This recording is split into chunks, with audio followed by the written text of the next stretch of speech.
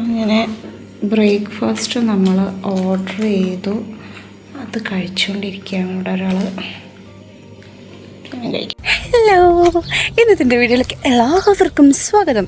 ഇന്ന് നമ്മൾ ഡേ 2 ആണ്. നമ്മളിത് രാവിലെ ഫുഡൊക്കെ കഴിച്ച് നല്ല പൊരി വെയിലത്ത് ഇറങ്ങുകയാണ്. ചക്കുത ബാക്കിൽ നടക്കുന്നുണ്ട്.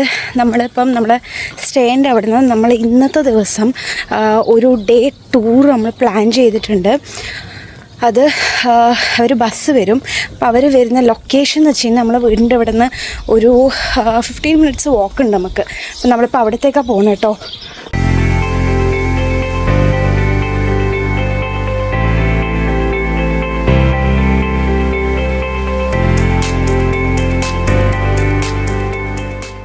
അങ്ങനെ നമ്മളിവിടെ കൃത്യ ടൈമിന് തന്നെ എത്തിയിട്ടോ. നമ്മളെ സ്പോട്ടിൽ നമ്മൾ ബസ്സിന് വെയിറ്റ് ചെയ്തിരിക്കുകയാണ്.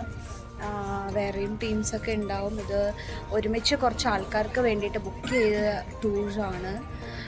മോസ്റ്റ്ലി അവർ നമ്മളെല്ലാ സിറ്റീസിലും കൊണ്ടുപോകുന്നാണ് പറഞ്ഞത്. അതിൻ്റെ ഒരെണ്ണം നമ്മൾ ഇന്നലെ കവർ ചെയ്തു. ആക്ച്വലി നമ്മൾ വണ്ടി എടുത്തിട്ട് പോകുന്നതിന് പകരം നമ്മളിങ്ങനെ പോകുന്നുള്ളൂ.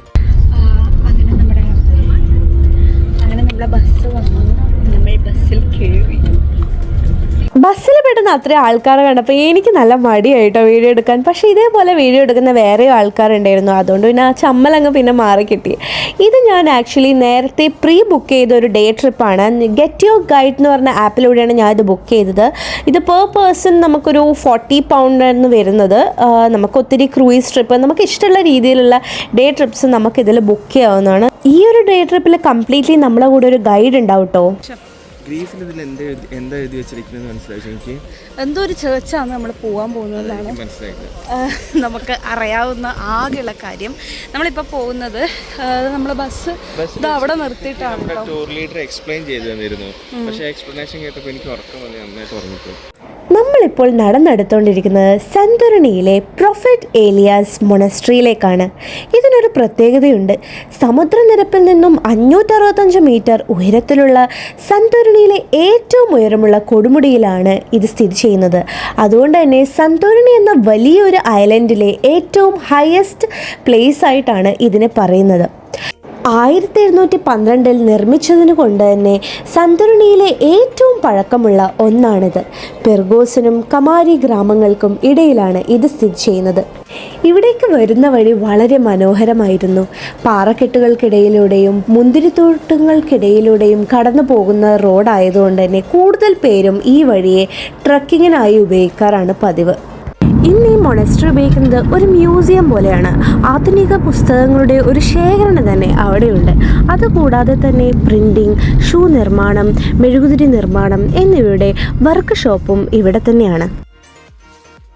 പുരാതന ഗ്രീസിൻ്റെ ഭംഗി ഒട്ടും ചോർന്നു പോവാത്ത രീതിയിലുള്ള ഗ്രീസിൻ്റെ പുതിയ കെട്ടിടങ്ങൾ നോക്കി ഒരു മലമുകളിലൂടെ ഞങ്ങളിതാ സഞ്ചരിച്ചു കൊണ്ടിരിക്കുന്നു.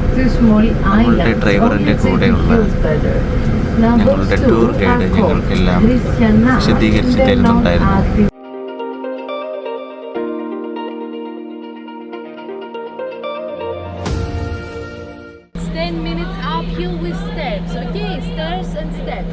Now, of course, the first part is a little bit hard, so I'm warning you from now. If you don't want to do that, it's the place you...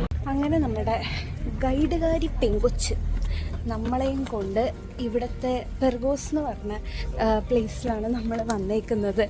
അപ്പോൾ നമ്മളിവിടെ അവിടുത്തെ മെയിൻ സ്ക്വയറിലാണ് നമ്മളുണ്ടായത്. ഇനി നമ്മൾ മേലെ ഒത്തിരി സ്റ്റെപ്സ് കയറണം എന്നാണ് പറഞ്ഞത്. അപ്പോൾ കുറച്ച് ടീംസ് താഴെ സെറ്റിലായി. സ്റ്റെപ്സ് കയറാൻ ഇച്ചിരി ബുദ്ധിമുട്ടുള്ളവരും അങ്ങനെയൊക്കെ 10 മിനിറ്റോളം നമുക്ക് സ്റ്റെപ്സ് കയറണം എന്നാണ് പറഞ്ഞത്. അങ്ങനെ നമ്മുടെ ഗൈഡുകാരി പെങ്കൊച്ച് മരിയ പറഞ്ഞതനുസരിച്ച് നമ്മളിപ്പോൾ എത്തിയിരിക്കുന്നത് പെർഗോസിലാണ്. പെർഗോസ് എന്ന് പറഞ്ഞാൽ പോരാ, പെർഗോസ് കലിസ്റ്റസ്. കലിസ്റ്റസ് എന്ന് പറഞ്ഞാൽ കാസിൽ, കോട്ട. അതെ, ഈ പെർഗോസ് ഗ്രാമം ഏറ്റവും ഉയരത്തിൽ സ്ഥിതി ചെയ്യുന്നത് കൊണ്ട് തന്നെ ഇതിനൊരു പ്രശ്നമുണ്ട്. ഏറ്റവും ദൂരെ നിന്ന് കടൽ കടന്നെത്തുന്ന പൈറേറ്റ്സിൻ്റെ കണ്ണിൽ നിന്നും രക്ഷപ്പെടാൻ അവർക്കിവിടെ ഒരു കോട്ട കെട്ടേണ്ടി വന്നു. അതാണ് പെർഗോസ് കസ്റ്റലിസ്. ഇതൊന്നും കൂടാതെ തന്നെ നമ്മുടെ പെർഗോസിന് വേറൊരു പ്രത്യേകതയുണ്ട്. എന്താ അറിയോ? പണ്ട് നമ്മുടെ സെൻറ്റോറിൻ്റെ ക്യാപിറ്റലായിരുന്നു ഈ പെർഗോസ്. എന്നാൽ ഇപ്പം അതല്ല കേട്ടോ, ഇപ്പം നമ്മുടെ ഫിറയാണ്. നമ്മൾ ഇന്നലെ പോയത് ഓർക്കുന്നില്ലേ?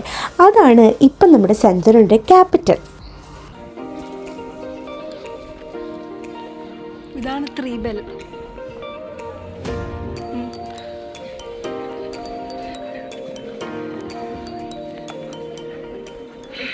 Only entrance to go in and out. Okay. Now, of course, it is only one entrance because, as I told you, the bus, they wanted to protect themselves from the pirates, and that's why the only.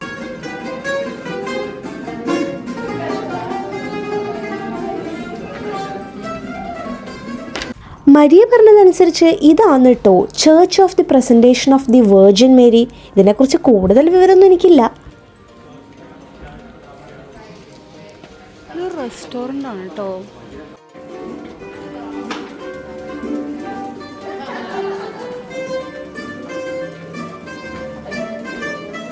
ഇതും വായിച്ചുകൊണ്ടിരിക്കുന്ന പുള്ളിയുടെ കയ്യിൽ guitar അല്ല കേട്ടോ, പുസോക്കി എന്നാണ് അതിന് പറയുക. ഒരു Greek instrument ആണ് അത്. പുള്ളി നല്ല അടിപൊളിയായിട്ട് തന്നെ അത് വായിക്കുന്നുണ്ട്.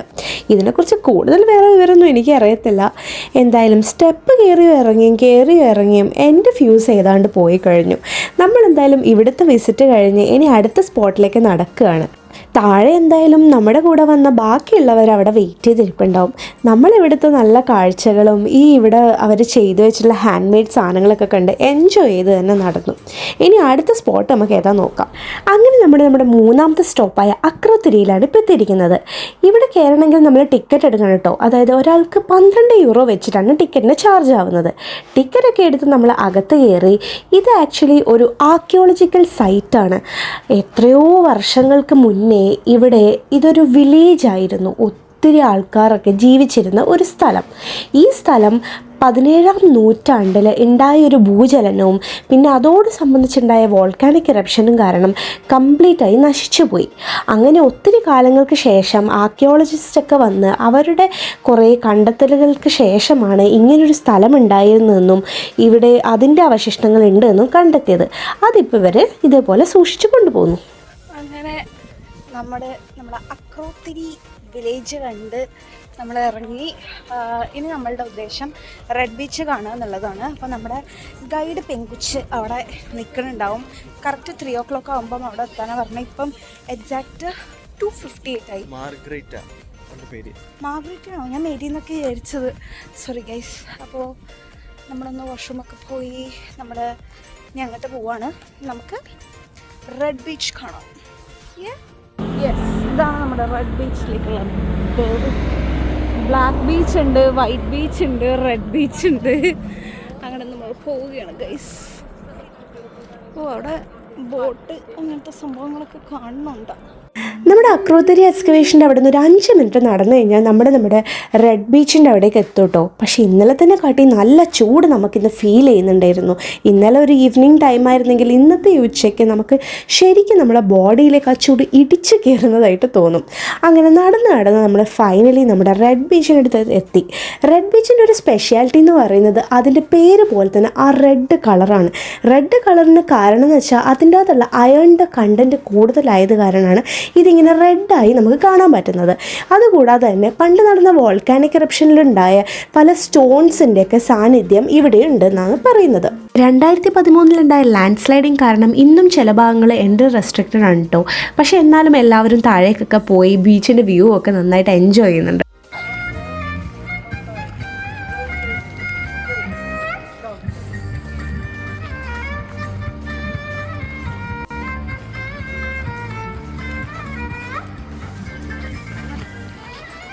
അക്രോത്തിരിയിലെയും റെഡ് ബീച്ചിൻ്റെയും ക്ഷീണം തീർക്കാനായിട്ട് ലാസ്റ്റ് നമ്മുടെ സ്റ്റോപ്പ് നമ്മൾ എത്തിയിട്ടുള്ളത് നമ്മുടെ ഫിറയിലാട്ടോ.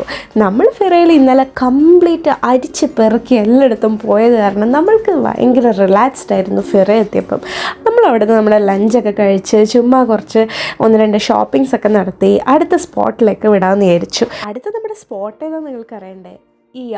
ഇയ വില്ലേജിലേക്കാണ് നമ്മളിപ്പോൾ പോകുന്നത്. അതിൻ്റെ സ്പെല്ലിങ് OIA ആണെങ്കിലും പ്രൊനൗൺസ് ചെയ്യുക ഇയ എന്നാണ്.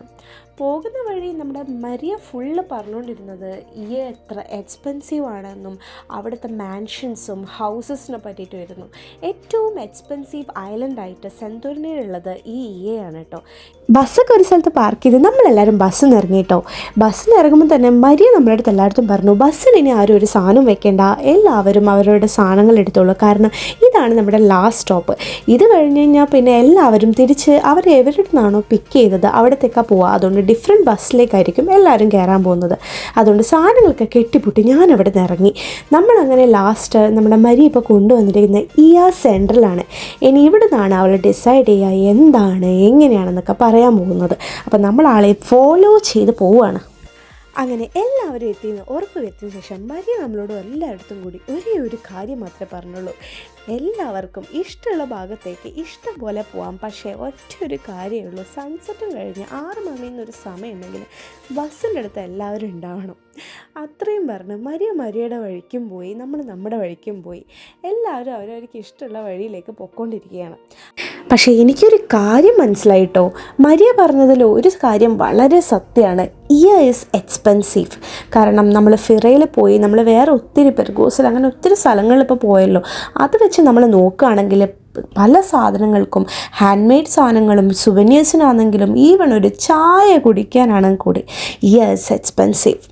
അങ്ങനെ അവസാനം നമ്മൾ നടന്ന് വിശ്വവിഖ്യാതമായ സെന്തൂരിൻ എന്ന് പറയുമ്പോൾ എല്ലാവർക്കും ഓർമ്മ വരുന്ന ആ വൈറ്റ് ആൻഡ് ബ്ലൂ ഡോം അവിടെ എത്തിപ്പെട്ടു. അവിടെ എത്തിപ്പെട്ടപ്പോൾ അല്ലേ നമുക്കൊരു കാര്യം മനസ്സിലായത്, ഇത് ചുമ്മാ എല്ലാവരും സിമ്പിളായി എടുക്കുന്നൊരു ഫോട്ടോ അല്ല, ഒരു വൻ ക്യൂ തന്നെ അവിടെ ഉണ്ട്. നമ്മൾക്ക് അവിടെ ക്യൂവിൽ നിന്ന് വെറുതെ ടൈം കളയാനൊന്നും നേരമില്ലാത്തതുകൊണ്ട് നമ്മളത് അവിടെ കുറച്ച് നേരം നിന്നിട്ട് അതിൻ്റെ ഒരു വ്യൂ ഒക്കെ ഒന്ന് ആസ്വദിച്ച് നമ്മൾ വീണ്ടും നമ്മുടെ തെണ്ടൽ പരിപാടിയിലേക്ക് നമ്മൾ ഇറങ്ങി കേട്ടോ.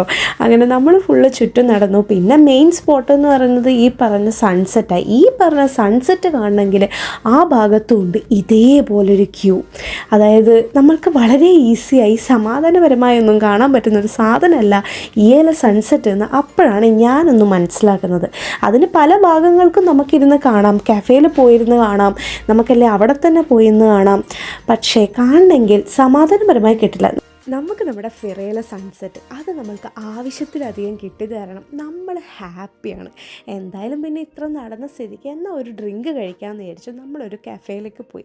അപ്പോഴാണ് വേറൊരു സത്യം മനസ്സിലാക്കുന്നത്, ഈ ഒരു സൺസെറ്റ് ഉള്ളത് കാരണം അതിൻ്റെ വ്യൂവിലേക്കുള്ള റെസ്റ്റോറൻറ്റ്സിലും എല്ലാം ഓൾറെഡി റിസർവ്ഡ് ആണ്, അതർവൈസ് എല്ലാം ഓവർ പ്രൈസ്ഡുമാണ്. അത് നമ്മൾക്ക് ഓവർ പ്രൈസ്ഡ് ആയിട്ട് കൊടുക്കാൻ താല്പര്യമില്ലാത്തതുകൊണ്ട് എന്നാലും നമുക്ക് ഫൈനലി ഒരു സ്ഥലത്ത് കിട്ടി കേട്ടോ. അതിൽ നമുക്ക് സൺസെറ്റും കണ്ടു എന്നുള്ളത് വേറൊരു സത്യം. ഇന്നത്തെ നമ്മുടെ പരിപാടി എല്ലാം കഴിഞ്ഞു, അവസാനിച്ചിരിക്കുന്നു. നമ്മൾ അങ്ങനെ ഫൈനലി സെക്കൻഡ് ഡേയിലെ സൺസെറ്റും കഴിഞ്ഞു. Bye to Santorini. അതിൻ്റെ ടൈമായി. ഒത്തിരി ഇങ്ങനത്തെ ഷോപ്സ്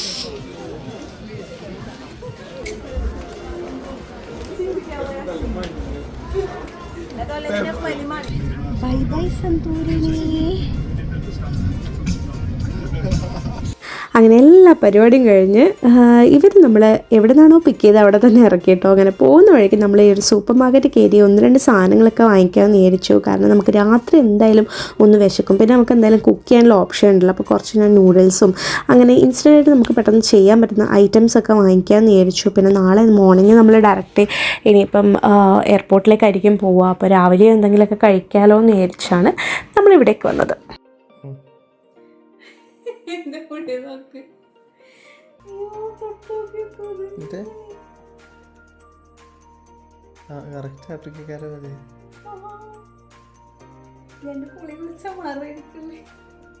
രാത്രി സമയം 11-12 ആവാൻ പോകുന്നു. ഇവിടെ ഇതും കഴിച്ചു, ഇത് കഴിച്ചാലും വിശപ്പടങ്ങില്ല എന്ന് പറഞ്ഞുകൊണ്ട് എന്നെ കൊണ്ട് നൂഡിൽസ് ആക്കിത്തന്നു എന്ന മനുഷ്യനാണ്. ഞാൻ പറഞ്ഞല്ലോ, രാത്രി ഇച്ചിരി വിശപ്പിൻ്റെ അസ്കിത ഉള്ളതുകൊണ്ട് തന്നെ നമുക്ക് ഈ സാധനങ്ങളൊക്കെ വളരെ അത്യാവശ്യമായി വരുന്നതുകൊണ്ടാണ് നേരത്തെ വാങ്ങിച്ചു വെച്ചത്. പിന്നെ നമുക്കിവിടെ അത്യാവശ്യം നല്ല സൗകര്യങ്ങളൊക്കെ ഉണ്ട്. നമുക്ക് ഫുഡ് ഹീറ്റ് ചെയ്യാനും കുക്ക് ചെയ്യാനും സ്റ്റോർ ചെയ്യാനും അതിന് വേണ്ടുന്ന എല്ലാ യൂട്ടൻസിൽസും എല്ലാം ഇവർ പ്രൊവൈഡ് ചെയ്തിട്ടുണ്ട്. നമ്മൾ അങ്ങനെ തന്നെ നോക്കി സെലക്ട് ചെയ്യുന്ന കേട്ടോ. നമ്മൾ ഇതിൻ്റെ അപ്പാർട്ട്മെൻറ്റിൻ്റെ പേരാണ് വിസ്റ്റീരിയ അപ്പാർട്ട്മെൻറ്റ്സ് ആണ് അതിന് പറയുക. അപ്പോൾ ഇതോടുകൂടി ഞാൻ എൻ്റെ ഇവിടുത്തെ വീഡിയോ ഇവിടെ അവസാനിപ്പിക്കുകയാണ്. ഇനി നമ്മൾ അടുത്ത ദിവസം അടുത്ത ഡേ വേറൊരു സ്ഥലത്ത് വെച്ച് നമ്മൾ കാണുന്നവരേക്കും ഈ വീഡിയോ കണ്ട എല്ലാവർക്കും താങ്ക് യു സോ മച്ച്. അപ്പോൾ എല്ലാവരും ടേക്ക് കെയർ. Bye bye.